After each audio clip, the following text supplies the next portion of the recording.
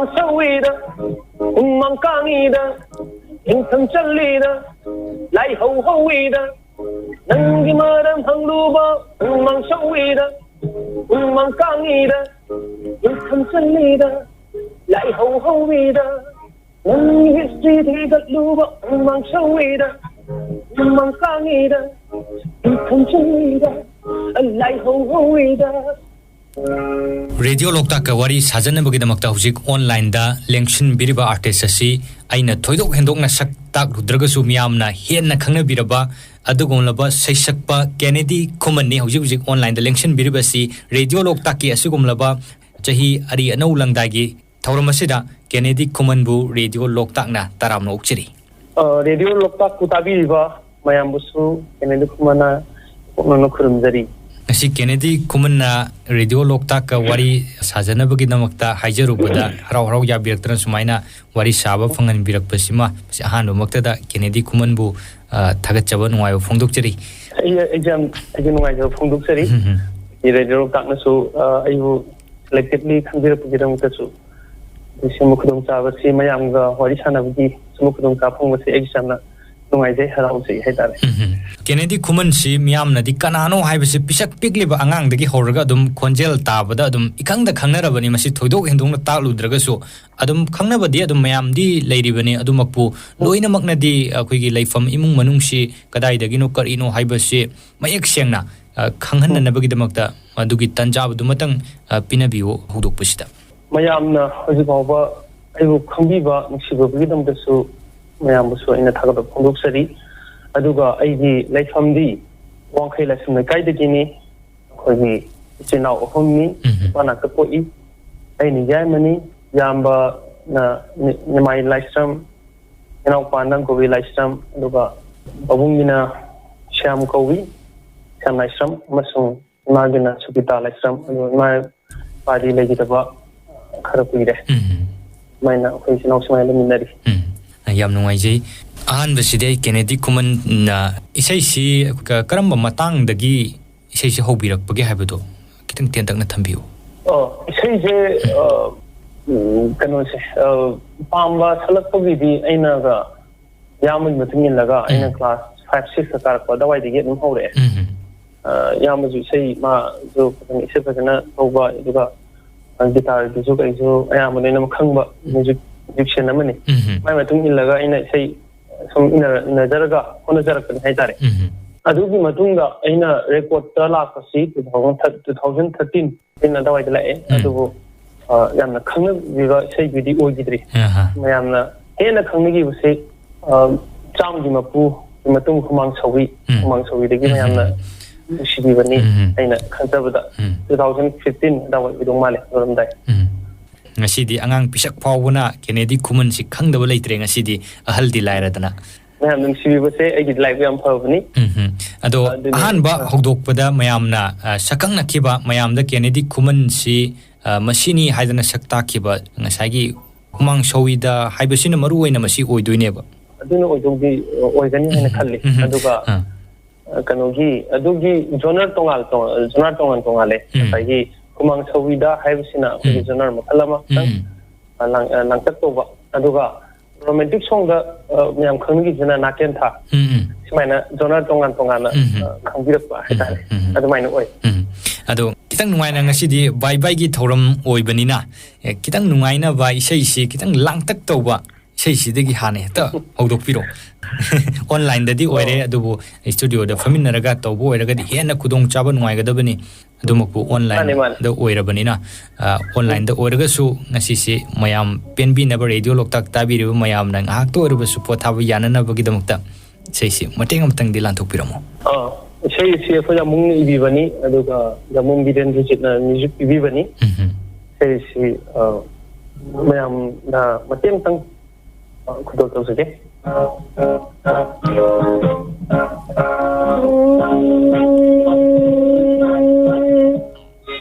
mang sawida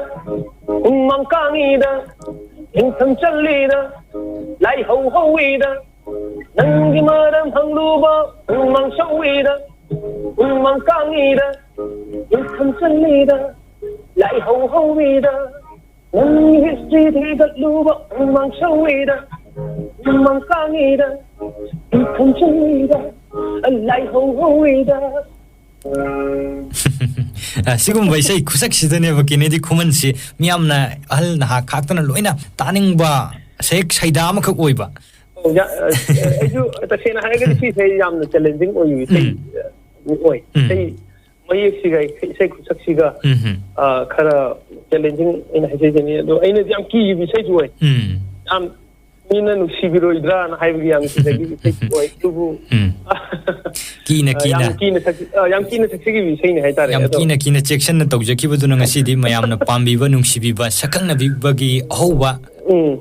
adu mai na nusibo bi dang ta aina mayam su aina thagat ta ngam de so su lagi ma time bi su thagat ta ngam de haidi aina mo bi thagat te hai tare mayam na sei simu challenging o bi sei mayam na nusibo bi dang ta su hoji Kennedy Khuman sidi koi gi bye gi new year gi masigi thorum sidi chakcha haija na bagi thorum ka ti lebi da bra masibo lei adu lei hayeng gi dum horoni koi gi lei ba hai se koi gi angai pulu draba oza sing oza ne lagi no pang khara koi mari manga khang na ko chalaga sum kunjar udaba adu kitani yamna kano yam saudi yam saudi pakto kunta ba nusina khara oza khara kai kunja bagi hoji akoi gi anoba chahi lakada ba ari ba chahi chatki bagi masigi langdai sida mioi tongan mioi makhal kaya na akoi gi sugumlaba thorum sida henna chakcha haijana ba isam chamban natabida ka henna nisagi polam sing season na bagi matang phawo lakpa du gari thawada henna kudong thiba phawba yaunarakpa masigi matangda Kennedy Khuman masi kari phawbi kari thambi ningi masigi matangda di ai wakhalun itadi sigi train samadi oire haide akogi sakpu sanare aduga hidak chabu khotpa sije ahoina lepo haibusu ngamjaba ojade haide masrigi yamna khatrije edik chuba masung yamna over oina consume tawsan bagi sidane akoina tangsoen haidise adugi matangda yam kanna hakang abadi oide aina ai thangdoin haijage ai side gi haijage mayam de ai haijab dingam de sidi moi gi mi gi limit ne haigadra apabadi oide yam sasan ba ediksu bu sidi yam apabadi oide ena haijaningi aduga khagli ba ngang sing na lai gari kan thoba si masimu su akhoni thonin jeningde majuna kudong thiba thobadi khogi yumna le horiba yamna wahobada su akhona kapoi singna yamna nuaitaba phawi nuaiti adugi kudong thopi da bu oibiu ayam bai ni la ko da mayam enjoy to minasi adubu ahen ba phataba thokaba oibiu haina su mayam da haijari pandam amada oidoira Kennedy gi isai amakak mani pandam amada hajikiba sei datoni hibamna music tv bani ka sima dugi zai uboktamna direction tv bani adu dasu aigi sei langna arang sei samadagi atapi sei romantic oina sai habagi aigi karom tang mayunam tang olak sei haitare hariba amada naken thagi su pandam amada hariba sigi film sigi sei si loina magadum hit chat pu oira male exam loire haiba masu akoi gi radio loktak ki live phone in program da marup sing yam toina Kennedy Khuman gi akoi da khanbirak pasi naken ta ki su hariba se masigi isei si masi kwaidagi hena khalakpa ama oiri masi hoji phawda aduga adu meamu khanbi bagidam ta mathang da program bi senya ju khanbi waina khogi loktak edibu tabiro meamu su hajari exam loire haiba si so dum khanbiri edubu naken thagi su haiba isei cinema si yamna ka hena miyam sina pambadong no towi maram sina radio loktak tabiriba singda hairiba isei simasu mateng amatang lanthok piramo sache meam radio loktak tabiriba meam idamta sei kun to sari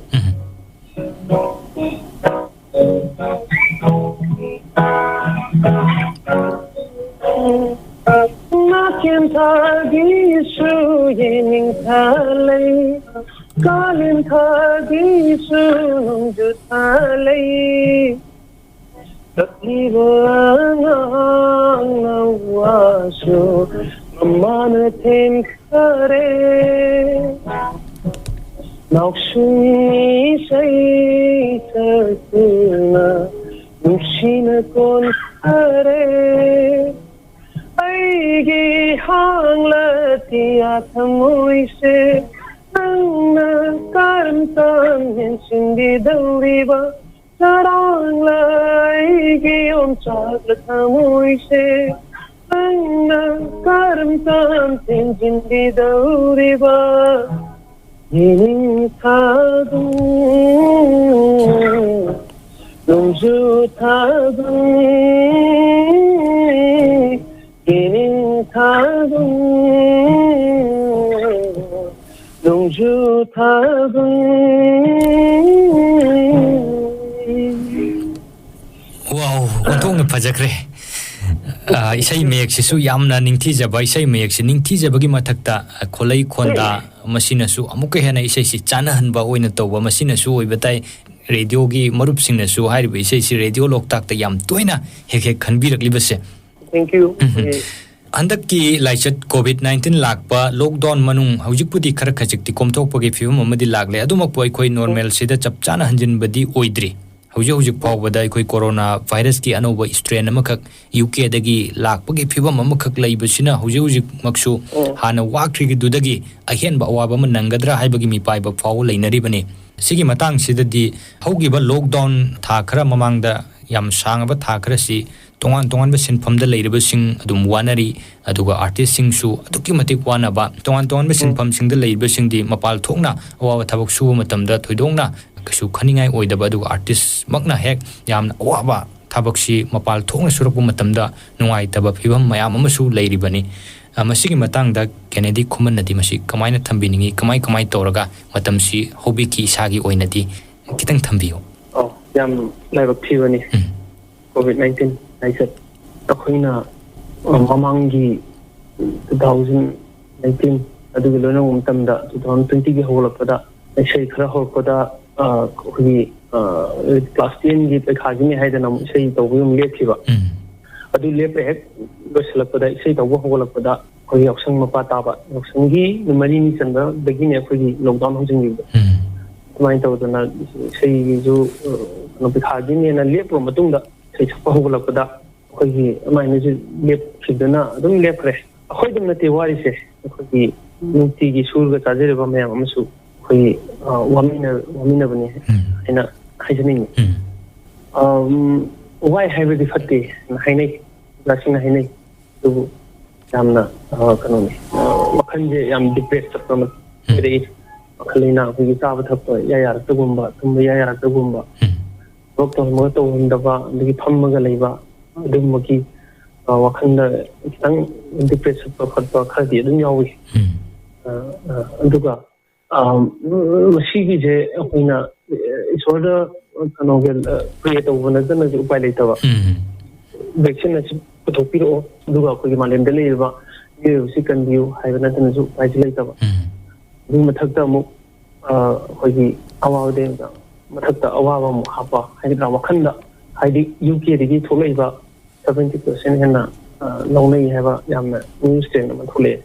Instead, what we can get in have a city Lena with Tolapuzida with the Henazu. Henawai to the Gi, Matangina, Mena Wakala Gadi, Ruby, Hugin Nangba, mi fiber, Okavanati.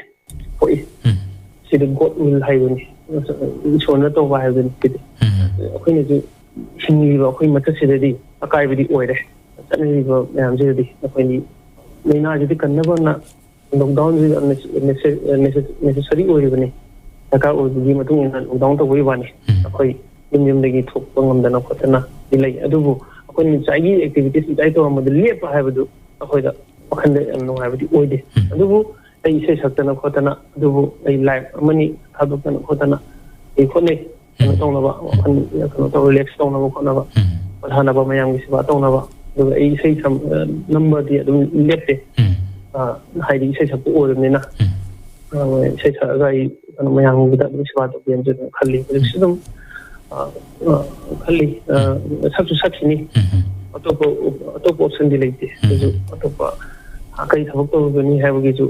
ꯋꯥꯈꯜꯗꯤ ꯈꯜꯂꯤ ꯑꯗꯨ ꯇꯧꯖꯒꯦꯗꯤ ꯈꯜꯂꯤ ꯑꯗꯨꯕꯨ ꯌꯥꯝ ꯋꯥꯔꯤ ꯃꯇꯝꯁꯤꯗ ꯑꯩꯅ ꯀꯔꯤ ꯊꯕꯛ ꯇꯧꯗꯣꯏꯅꯣ ꯍꯥꯏꯕꯒꯤ ꯑꯗꯨꯒꯤ ꯑꯣꯞꯁꯟꯗꯨꯁꯨ ꯍꯧꯖꯤꯛꯁꯦ ꯎꯗ꯭ꯔꯤ ꯎꯔꯛꯄꯗꯤ ꯌꯥꯏ ꯇꯨꯡꯗ ꯍꯧꯖꯤꯛꯇꯤ ꯎꯗ꯭ꯔꯤ ꯏꯁꯩ ꯁꯛꯄ ꯅꯠꯇꯅꯗꯤ ꯑꯩ ꯑꯇꯣꯞꯄ ꯑꯣꯞꯁꯟꯁꯨ ꯎꯗ꯭ꯔꯤ ꯍꯧꯖꯤꯛ ꯐꯥꯎꯕ ꯍꯧꯖꯤꯛ ꯎꯗꯦ ꯍꯥꯏꯅ ꯍꯥꯏꯖꯅꯤꯡꯉꯤ ꯑꯗꯨ ꯏꯁꯣꯔꯗ ꯄ꯭ꯔꯦ ꯇꯧꯕ ꯅꯠꯇꯅ ꯂꯥꯏ ꯈꯨꯔꯨꯝꯖꯔꯒ ꯍꯥꯏꯖꯕ ꯅꯠꯇꯅ ꯑꯩꯒꯤꯗꯤ ꯑꯇꯣꯞꯄ ꯎꯄꯥꯏꯁꯨ ꯂꯩꯖꯗꯦ ꯍꯥꯏꯅ ꯍꯥꯏꯇꯥꯔꯦ ꯁꯤꯒꯤ ꯂꯥꯏꯅꯥꯁꯦ ꯍꯦꯟꯅ ꯐꯕꯤꯔꯛꯑꯣꯅ ꯍꯥꯏꯖꯕ ꯅꯠꯇꯅ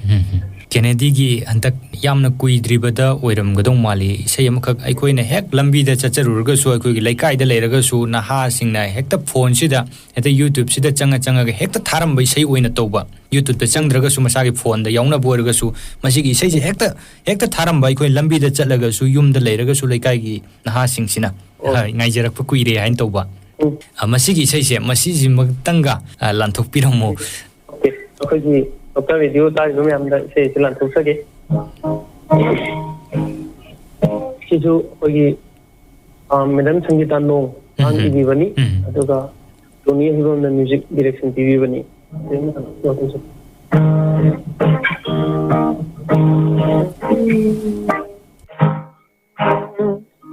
ꯉꯥꯏꯖꯔꯛꯄ ꯀꯨꯏꯔꯦꯗ ꯅꯨꯡꯁꯤ ꯍꯥꯏꯕ ꯌꯥꯔꯣꯗ ꯃꯄꯨꯡ ꯐꯥꯔꯅ ꯍꯛꯀꯤ ꯏꯅꯥ ꯈꯨꯜꯂ ꯊꯃꯣꯏꯅꯤ ꯉꯥꯏꯖꯔꯛꯄ ꯀꯨꯏꯔꯦꯗ ꯅꯨꯡꯁꯤ ꯍꯥꯏꯕ ꯌꯥꯔꯣꯗ ꯃꯄꯨꯡ ꯐꯥꯔꯅ ꯍꯛꯀꯤ ꯏꯅꯥ ꯈꯨꯜꯂ ꯊꯃꯣꯏꯅꯤ ꯐꯖꯔꯨꯕꯒꯤ ꯍꯧꯅꯁꯥ ꯍꯥꯏꯖꯩ ꯃꯇꯤꯛ ꯌꯥꯗꯕꯤ ꯃꯪꯂꯨꯁꯨ ꯂꯩꯍꯜꯂꯤꯕꯤ ꯅꯨꯡꯁꯤ ꯃꯒꯨꯜ ꯍꯥꯞꯂꯤꯕꯤ ꯑꯗꯨꯕꯨ ꯂꯩꯇꯦꯡꯉꯤ ꯃꯤꯉꯣꯜꯒꯤ ꯉꯥꯏꯖꯔꯛꯄ ꯀꯨꯏꯔꯦꯗ ꯅꯨꯡꯁꯤ ꯍꯥꯏꯕ ꯌꯥꯔꯣꯗ ꯃꯄꯨꯡ ꯐꯥꯔꯅ ꯍꯛꯀꯤ ꯏꯅꯥꯛꯈꯨꯜꯂ ꯊꯃꯣꯏꯅꯤ ꯇꯥꯕꯤꯔꯤꯕꯁꯤꯡꯅ ꯁꯣꯏꯗꯅꯃꯛꯀꯤ ꯄꯦꯟꯕꯤꯔꯝꯒꯅꯤ ꯀꯦꯅꯦꯗꯤ ꯈꯨꯃꯟꯒꯤ ꯈꯣꯟꯖꯦꯜꯗꯒꯤ ꯊꯣꯛꯂꯛꯑꯒ ꯏꯁꯩꯁꯤ ꯁꯛꯄꯤꯔꯛꯄꯁꯤꯗ ꯌꯥꯝ ꯅꯨꯡꯉꯥꯏꯕ ꯅꯍꯥꯟꯒꯩ ꯐꯣꯟꯗ ꯇꯥꯕꯗꯣ ꯃꯗꯨꯗꯒꯤ ꯍꯦꯟꯅ ꯅꯨꯡꯉꯥꯏꯕ ꯃꯇꯦꯛ ꯑꯃꯇꯪ ꯑꯣꯏꯔꯒꯁꯨ ꯂꯥꯟꯊꯣꯛꯄꯤꯔꯛꯄꯁꯤꯗ ꯁꯣꯏꯗꯅꯃꯛꯀꯤ ꯄꯦꯟꯕꯤꯔꯝꯒꯅꯤ ꯑꯗꯣ ꯍꯧꯖꯤꯛ ꯀꯦꯅꯦꯗꯤ ꯈꯨꯃꯟꯒꯤ ꯏꯁꯩꯗꯤ ꯃꯌꯥꯝ ꯑꯃ ꯐꯣꯡꯈ꯭ꯔꯦ ꯃꯁꯤ ꯏꯁꯩꯁꯤ ꯆꯥꯎꯔꯥꯛꯄ ꯀꯌꯥꯃꯨꯛꯇꯤ ꯍꯧꯖꯤꯛ ꯐꯥꯎꯕꯗ ꯃꯤꯌꯥꯝꯗ ꯈꯨꯠꯁꯤꯟꯅꯈꯤꯕꯁꯤ ꯑꯣꯏꯔꯝꯕ ꯌꯥꯏꯌꯦꯅ ꯍꯥꯏꯐꯦꯠ ꯄꯥꯕꯤ ꯍꯧꯖꯤꯛꯁꯤ ꯌꯥꯝꯗ꯭ꯔꯤ ꯑꯩꯒꯤ ꯃꯌꯥꯝꯅ ꯈꯪꯅꯕꯤꯕ ꯑꯃꯁꯨꯡ ꯍꯥꯏꯗꯤ ꯈꯔ ꯀꯩꯅꯣ ꯏꯁꯨꯒꯤ ꯏꯁꯩ ꯑꯣꯏꯕ ꯈꯔ ꯑꯗꯒꯤ ꯂꯧꯕꯨꯛꯀꯤꯗ ꯀꯩꯅꯣꯒꯤ ꯂꯧ ꯎꯕꯒꯤ ꯃꯇꯥꯡꯗ ꯑꯗꯒꯤ ꯆꯤꯡꯒꯤ ꯇꯝꯃꯤ ꯅꯨꯡꯁꯤꯡꯒꯤ ꯃꯇꯥꯡꯗ ꯑꯩ ꯏꯁꯩ ꯁꯛꯏ ꯑꯗꯨꯕꯨ ꯌꯥꯝꯅ ꯀꯩꯅꯣ ꯇꯧꯏ ꯇꯞ ꯇꯞꯅ ꯀꯩꯅꯣ ꯄꯣꯄꯨꯂꯔ ꯑꯣꯏꯕꯗ ꯈꯤꯇꯪ ꯇꯞꯄꯤ ꯑꯗꯨ ꯃꯌꯥꯝꯗꯨꯒ ꯌꯥꯝ ꯄꯥꯁꯜꯂꯒꯗꯤ ꯆꯍꯤ ꯀꯩꯅꯣꯒꯤ ꯏꯁꯩꯁꯤ 9-10 ꯑꯗꯥꯏꯃꯨꯛꯇꯤ ꯁꯨꯔꯝꯃꯅꯤ ꯑꯩꯅ ꯈꯟꯕꯗ ꯏꯁꯩꯁꯤ ꯌꯥꯝꯅ ꯍꯣꯏ ꯑꯗꯨꯝ ꯄꯪꯌꯥꯝ ꯌꯥꯝꯗꯕꯃꯛ ꯑꯣꯏꯔꯒꯁꯨ ꯑꯗꯨꯝ ꯈꯔꯗꯤ ꯑꯗꯨꯝ ꯂꯩꯔꯦꯅ ꯂꯧꯔꯦ ꯑꯗꯨꯕꯨ ꯌꯥꯝ ꯄꯪꯌꯥꯝ ꯌꯥꯝꯗꯕ ꯏꯁꯩ ꯑꯣꯏꯇꯥꯔꯒꯁꯨ ꯑꯌꯥꯝꯕꯅ ꯏꯁꯩꯁꯤ ꯃꯌꯥꯝꯅ ꯂꯣꯏꯅ ꯄꯥꯝꯅꯕ ꯏꯁꯩ ꯑꯣꯏꯕꯅꯤ나 ꯃꯔꯛꯁꯤꯗ ꯍꯧꯖꯤꯛ ꯏꯁꯩꯁꯤ ꯂꯣꯏꯁꯤꯟꯗꯕ ꯊꯧꯔꯥꯡ ꯇꯧꯗꯨꯅ ꯃꯌꯥꯝꯗ ꯁꯤꯟꯅꯅꯕꯒꯤ ꯁꯦꯝ ꯁꯥꯕꯤꯕ ꯀꯥꯏꯗꯤ ꯂꯩꯕꯤꯔꯤꯕ꯭ꯔꯥ ꯂꯩꯔꯤ ꯑꯗꯨꯗꯤ ꯍꯟꯗꯛꯇ ꯌꯥꯝ ꯔꯤꯁꯦꯟꯠꯂꯤ ꯑꯩꯒꯤ ꯌꯨꯇ꯭ꯌꯨꯕ ꯆꯦꯅꯦꯜ ꯀꯦꯅꯦꯗꯤ ꯈꯨꯃꯟ ꯑꯅ ꯂꯩꯕꯅꯤ ꯑꯗꯨꯗꯩꯗ ꯊꯥꯒꯠꯄꯤ ꯏꯁꯩ ꯅꯣꯡꯂꯩꯗ ꯃꯤꯠꯄꯥꯏꯕꯤ ꯅꯣꯡꯊꯥꯡꯗ ꯀꯤꯒꯟꯕꯤ ꯊꯥꯒꯠꯈ꯭ꯔꯦ ꯑꯗꯨꯃꯥꯏꯅ ꯇꯧꯗꯅ ꯃꯦꯗꯥꯝ ꯁꯪꯒꯤꯇꯥ ꯅꯣꯡꯒꯤ ꯏꯁꯩ ꯊꯥꯒꯠꯂꯛꯀꯗꯧꯕ ꯑꯗꯒꯤ ꯐꯤꯂꯝ ꯏꯁꯩ ꯈꯔ ꯑꯗꯒꯤ ꯃ꯭ꯌꯨꯖꯤꯛ ꯚꯤꯗꯤꯑꯣ ꯑꯦꯜꯕꯝ ꯈꯔ ꯑꯗꯨꯝꯕ ꯈꯔ ꯂꯩꯔꯤ ꯍꯥꯏꯇꯥꯔꯦ ꯃꯣꯏꯁꯨ ꯊꯥꯒꯠꯂꯛꯀꯗꯕ ꯍꯧꯖꯤꯛ ꯀꯦꯅꯦꯗꯤ ꯈꯨꯃꯟꯅ ꯄꯟꯕꯤꯔꯤꯕ ꯁꯪꯒꯤꯇꯥ ꯅꯣꯡ ꯍꯥꯏꯗꯅ ꯍꯥꯏꯕꯤꯔꯤꯕ ꯍꯥꯏꯔꯤꯕ ꯏꯆꯦ ꯑꯁꯤꯁꯨ ꯑꯩꯈꯣꯏꯒ ꯋꯥꯔꯤ ꯁꯥꯖꯒꯗꯧꯔꯤꯕꯅꯤ ꯃꯗꯨꯁꯨ ꯃꯌꯥꯝꯅ ꯇꯥꯕꯤꯌꯨ ꯍꯥꯏꯔꯤꯕ ꯏꯁꯩ ꯃꯌꯦꯛ ꯏꯕ ꯏꯆꯦ ꯑꯁꯤꯒꯤ ꯌꯥꯝꯅ ꯃꯃꯤꯡ ꯂꯩꯔꯕ ꯏꯁꯩ ꯀꯌꯥꯃꯔꯨꯝ ꯀꯦꯅꯦꯗꯤ ꯈꯨꯃꯟꯅ ꯁꯛꯄ ꯑꯥꯔꯕꯤꯟ ꯁꯣꯏꯕꯝꯅ ꯁꯛꯄ ꯇꯣꯉꯥꯟꯕꯁꯤꯡꯅ ꯁꯛꯄ ꯌꯥꯝꯅ ꯃꯃꯤꯡ ꯂꯩꯔꯕ ꯏꯁꯩ ꯃꯌꯦꯛ ꯀꯌꯥꯃꯔꯨꯝ ꯏꯕꯤꯔꯤꯕ ꯍꯥꯏꯔꯤꯕ ꯏꯆꯦ ꯑꯁꯤꯁꯨ ꯁꯣꯏꯗꯅꯃꯛꯀꯤ ꯑꯩꯈꯣই ꯋꯥꯔꯤ ꯁꯥꯖꯒꯗꯧꯔꯤꯕꯅꯤ ꯃꯄꯨꯡ ꯐꯥꯅ ꯊꯧꯔꯝꯁꯤ ꯇꯥꯕꯤꯌꯨ ꯑꯗꯨꯒ ꯀꯦꯅꯦꯗꯤ ꯈꯨꯃꯟꯒꯤ ꯏꯁꯩꯗꯤ ꯑꯗꯨꯛꯀꯤ ꯃꯇꯤꯛ ꯇꯥꯖꯅꯤꯡꯕ ꯁꯛꯑꯅꯤꯡꯕꯗꯤ ꯃꯌꯥꯝ ꯑꯃ ꯂꯩꯈ꯭ꯔꯦ ꯃꯁꯤꯒꯤ ꯃꯅꯨꯡꯗ ꯏꯁꯩ ꯌꯥꯝꯅ ꯇꯥꯕ ꯌꯥꯝ ꯅꯨꯡꯉꯥꯏꯕ ꯁꯩꯍꯦꯛ ꯁꯩꯗꯥ ꯑꯃꯈꯛ ꯑꯩꯈꯣꯏꯅ ꯀꯔꯝꯕ ꯈꯨꯁꯛ ꯍꯥꯏꯒꯗꯣꯏꯅꯣꯗꯤ ꯈꯪꯖꯗ꯭ꯔꯦ ꯀꯥꯆꯤꯟ ꯂꯥꯏꯃꯨ ꯍꯥꯏꯕ꯭ꯔꯥ ꯀꯔꯤꯅꯣ ꯑꯃꯈꯛꯀꯤ ꯃꯗꯨꯒꯤ ꯏꯁꯩ ꯁꯤꯒꯤ ꯀꯩꯅꯣ ꯁꯝꯂꯞꯄ ꯋꯥꯔꯤ ꯍꯥꯏꯔꯒꯗꯤ ꯑꯩꯁꯦ ꯀꯩꯅꯣꯅꯦ ꯂꯥꯏꯍꯨꯏꯗ ꯐꯣꯛ ꯏꯁꯩ ꯑꯣꯖꯥ ꯃꯉꯥꯟ ꯁꯅꯥꯍꯣꯏꯒꯤ ꯃꯈꯥꯗ ꯏꯁꯩ ꯐꯣꯛ ꯏꯁꯩ ꯇꯝꯖꯔꯛꯑꯦ ꯍꯥꯏꯇꯥꯔꯦ ꯆꯍꯤ 4-5 ꯑꯗꯨꯒꯤ ꯏꯟꯐ꯭ꯂꯨꯌꯦꯟꯁ ꯑꯣꯏꯅ ꯑꯩꯈꯣꯏꯒꯤ ꯐꯣꯛꯇ ꯌꯥꯎꯔꯤꯕ ꯍꯤꯛꯄꯒꯤ ꯃꯑꯣꯡꯁꯦ ꯑꯩꯈꯣꯏꯒꯤ Kasilaimu haiba isayida aina ang apply tawjabani nongmada tawya dadana khanawje tatpa kano tawba khoi si sibaji yawre tham sibaji yawre kayamuk kui na kati masi isayje tanaba siamnaba honarakpada kayam matamdi kayam lobiki masi isayje composition tawra matungda masagi su sakibti like aduga hikba ang hapako dane wari adu tana handa no aina tare ta ho tagi breakfast toga aina madu tana hona ko je pung tamati go tagi sum mati tam thong da mo adigi kana taw thong ai kana nei delhi de lai adu matam da adigi taw thing taw thong ko thara ga pung ani digi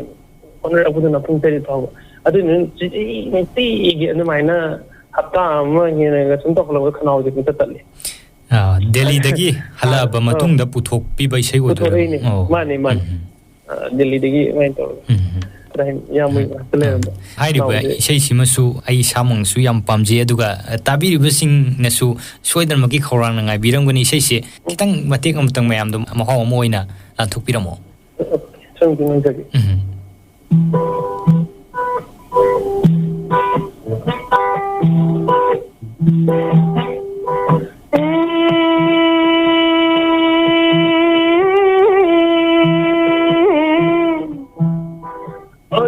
Mami hai còn năm tục u dê hay để thâu quét mò nó mới hôm chua mặt cô nó trắng khay hình nhà mami hay còn năm tục u dê hay để thâu quét mò nó mới hôm chua mặt cô nó trắng khay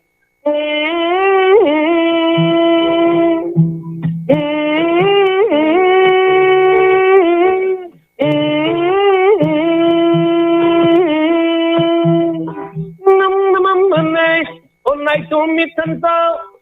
hình asida, ai đi kisi lắc lê na,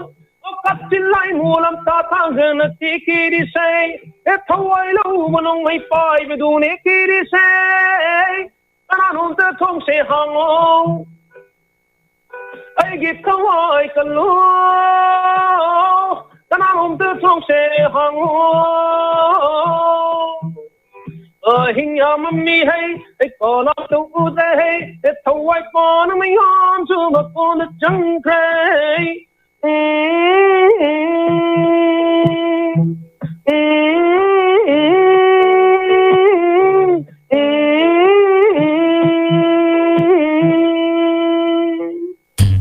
yam fajana yam ning thi jawi sei si tari khe pen ban nai da mo khak yauri hai bi sei si gi kusak sida koina di sei maram da yam kumna khangudra ga su tabadi yam nungai ba makhak manung da phum ga chatpa dong na toba hari bi sei sida yauri sei si yam nungai kennedy kuman na po yam na ngaujaba sei sak pasing gi manung da ama oina tajari bani ekoina su